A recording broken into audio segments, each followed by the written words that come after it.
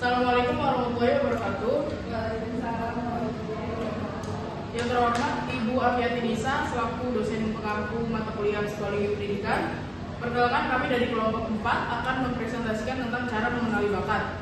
Sebelumnya, perkenalkan nama saya Niken Setia Putri dan rekan saya itu Kak Winda Sri Mutia, lalu ada Kak Nurul Gustina, dan yang terakhir ada Kak Nurul Ferdina. Yang selanjutnya akan dijelaskan oleh Kak Winda Sri Mutia. Ya, baik. Definisi dan teori para ahli. Bakat atau aptitude adalah potensi bawaan yang dimiliki seseorang untuk mencapai keberhasilan dalam suatu bidang tertentu yang masih perlu dikembangkan melalui latihan dan pengalaman agar dapat terwujud secara optimal. Lalu ada para ahli mengatakan, menurut Preston 1938, bakat itu lebih ke verbal, numerik, atau listening. Lalu ada menurut Gardner tahun 2004, yaitu potensi bawaan atau giftedness dan talenta atau talent.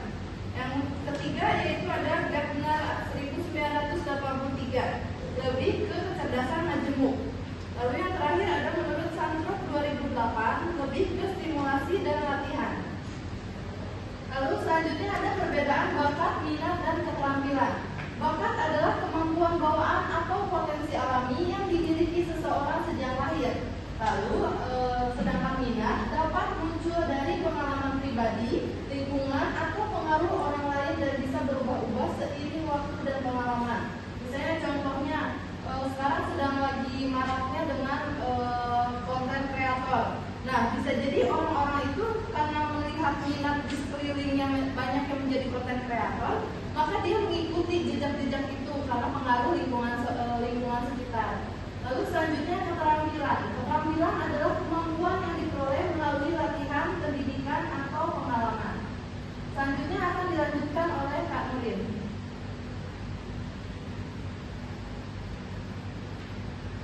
Oke, baik.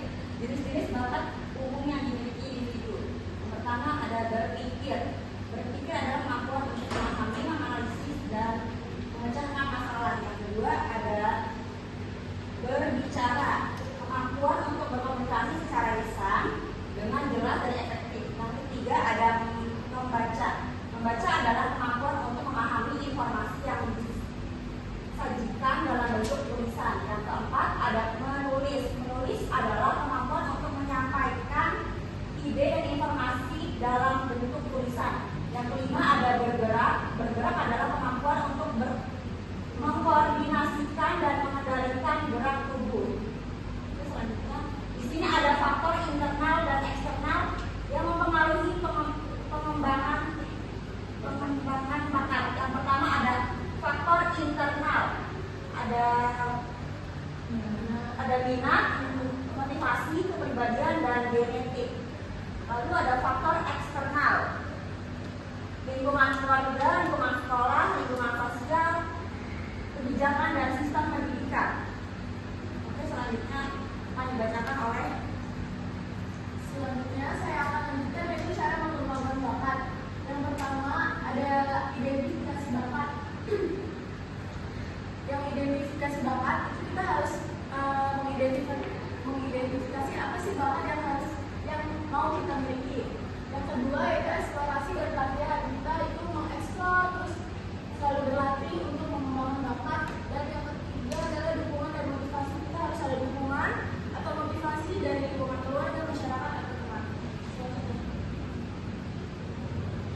Dampak positif dan negatif mengenali dan mengembangkan bakat. Yang dampak positifnya yang pertama yaitu peningkatan kepuasan diri. Yang kedua kemudahan dalam pengambilan keputusan karir. Yang ketiga pengurangan stres dan ketegangan. Yang keempat peluang mengembangkan diri. Yang kelima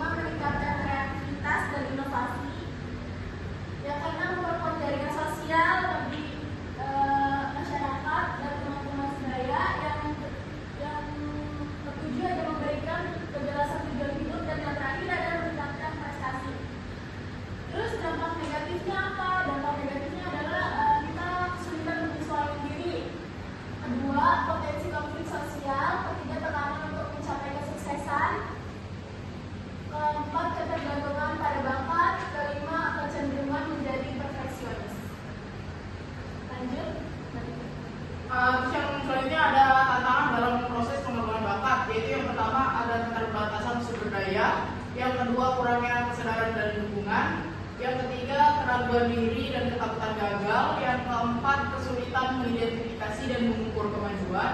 Yang kelima, ada persaingan dengan tuntutan akademis atau pekerjaan. Yang keenam, ada perbedaan budaya dan gaya kerja.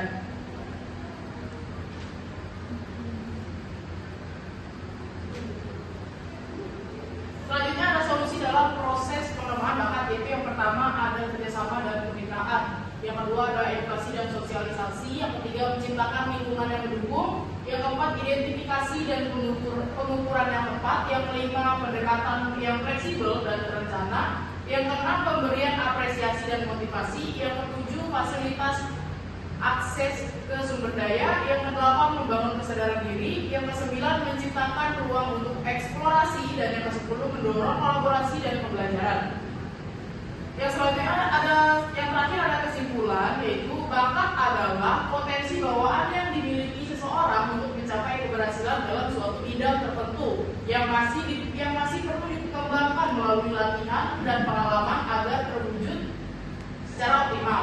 Cara yang bisa dilakukan untuk mengidentifikasi bakat yaitu dengan mengikuti tes melalui berbagai teknik pengajuan atau pengujian, lalu menemukan hal yang kamu sukai, amati hobi, dan mencari pengalaman melalui kegiatan ekstrakurikuler. Mengenali dan mengembangkan bakat memiliki dampak positif, yaitu dapat meningkatkan kepuasan diri, memudahkan dalam pengambilan keputusan karir, mengurangi stres dan ketegangan. Sedangkan dampak negatifnya yaitu kesulitan penyesuaian diri, potensi konflik sosial, tekanan untuk mencapai kesuksesan, ketergantungan pada bakat, juga kecenderungan menjadi perfeksionis. Sekian presentasi dari kelompok 4, kurang dan lebihnya mohon maaf. Kami membuka sesi pertanyaan di grup chat. Wassalamualaikum warahmatullahi wabarakatuh.